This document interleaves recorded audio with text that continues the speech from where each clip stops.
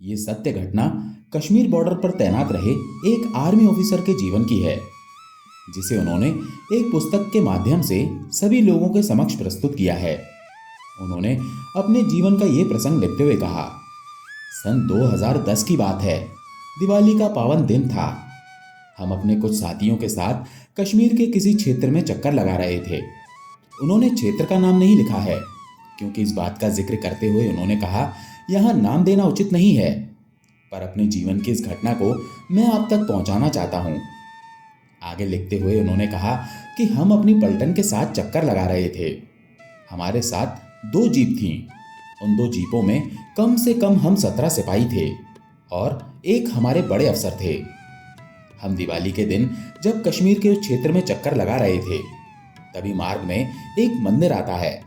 उस मंदिर में कुछ लोग दर्शनार्थी थे जो दर्शन करने जा रहे थे।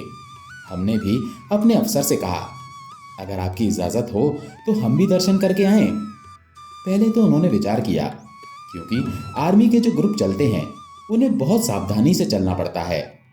और आप विचार कीजिए, 2010 की स्थिति तो बड़ी भयानक थी। अब तो धारा 370 हटने के बाद कश्मीर में पूर्ण रूप से शांति स्थापित हो सकी है। 2010 का माहौल तो आपको क्या ही बताएं। तो जब हमने उनसे ये रिक्वेस्ट की कि आज दिवाली के पावन दिन पर हम भगवान श्री विष्णु और माता लक्ष्मी का दर्शन करके आएं, तो थोड़ी देर सोचने के बाद उन्होंने कहा, ठीक है, पर ज्यादा समय नहीं लगाना, क्योंकि हमें समय के अनुसार चलना है और आर्मी की सब बातें परफेक्ट समय पर निर्धारित होती हैं। हम जल्दी से उतरे और अंदर दर्शन करने गए। जैसे ही दर्शन किए और दर्शन करके बाहर आ रहे थे, तो हमने देखा वहां पर कुछ लोग इकट्ठे हो गए और उनके हाथ में पत्थर थे।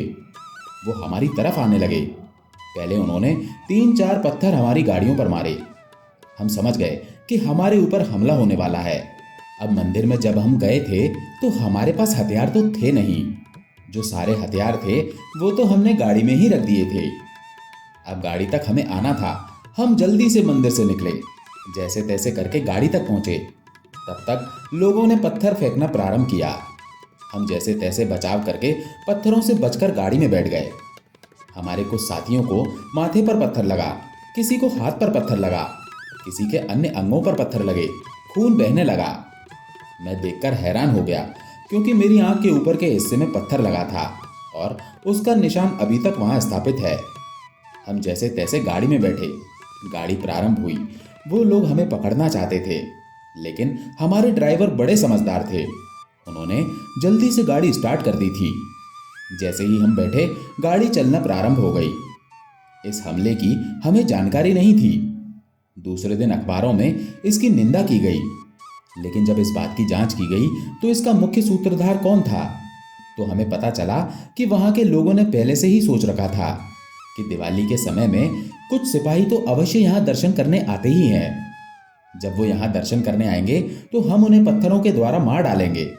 अब हमें तो इस बात की जानकारी नहीं थी। हमने तो दर्शन किए। इस पूरी घटना की जांच के लिए एक कमेटी बिठाई गई। हम सब लोगों को वहां बिठाया गया और पूछा गया, मंदिर जाने का विचार किसका था। इस सवाल पर सभी के सर नीचे हो गए, क्योंकि सभी के मन में इच्छा थी कि हम आज दिवाली के पावन दिन पर भगवान का दर्शन कर सकें। कमेटी में बड़े ऑफिसर आए हुए थे। उन्होंने कहा, अब इसकी तुम्हें सजा प्राप्त होगी, क्योंकि तुमने सेना के नियम भंग किए हैं। तुम्हें पता नहीं है तुम लोगों के साथ क्या हो सकता था। हमें सजा दी गई और हमने सजा स्वीकार कर ली। दूसरे दिन हमें पूरा दिन दौड़ाया गया और एक मार्ग बनाने का बहुत भारी कार्य हमें दिया गया। एक एक व्यक्ति को सारे दिन में 15-15, 20-20 किलो के पत्थर उठाकर एक स्थान से दूसरे स्थान लेकर जाना था। हमने कार्य तो किया, पर हमारे बड़े अफसर इस खोज में लगे पड़े थे कि यह हमला किस प्रकार हो सका। सिर्फ 4 मिनट के अंदर इतने लोग कैसे एकत्रित हो गए। जांच करने पर पता चला कि जिस स्थान पर गाड़ी रोकी गई थी, उस स्थान के नजदीक ही एक पान वाला था। वो पान वाला वहीं का कश्मीरी था। उसने ही अपने कुछ लोगों को ये सूचना दे दी थी, जो पत्थर मारते हैं उन्हें ये सूचना दी थी कि यहाँ पर आर्मी की गाड़ियां आई हैं, तुम लोग जल्दी से आ जाओ। उसकी एक खबर मिलते ही इतने लोग वहां एकत्रित हो गए।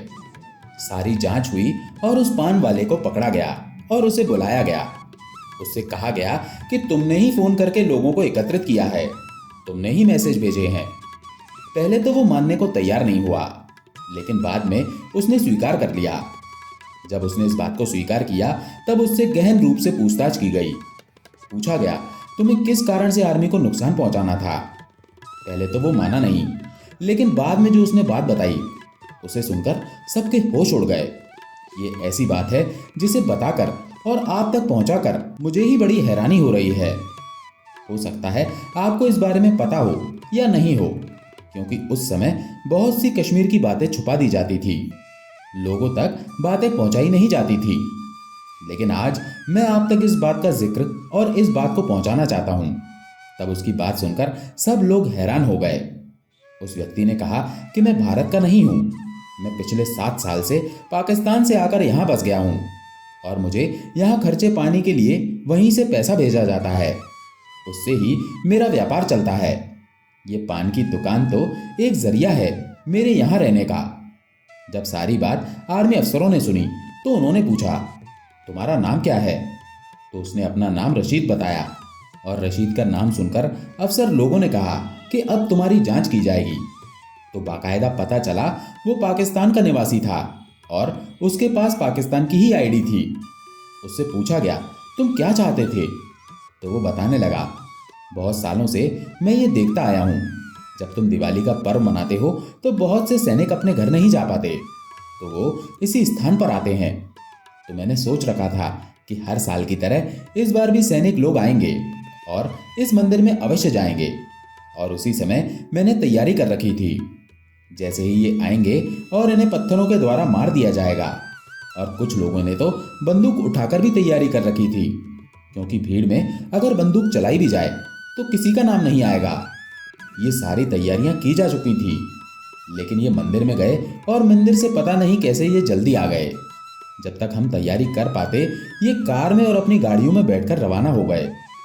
जब सारी बातें पता चली तो ऑफिसर ने हमसे आकर पूछा, तुम्हें पता है तुम्हारी एक भूल से तुम सबकी जान जा सकती थी। तब वहां पर एक बड़े ही निष्ठावान और अपने धर्म के प्रति पक्के एक सिपाही या भगवान के भक्त कहिए, वो बैठे थे। वो कहने लगे, हमारी गलती हुई है कि हम इसे स्वीकार करते हैं, हमने सजा भी भोग ली है, लेकिन जब भगवान के मंदिर में गए तो रक्षा का भार परमात्मा के ही ऊपर था।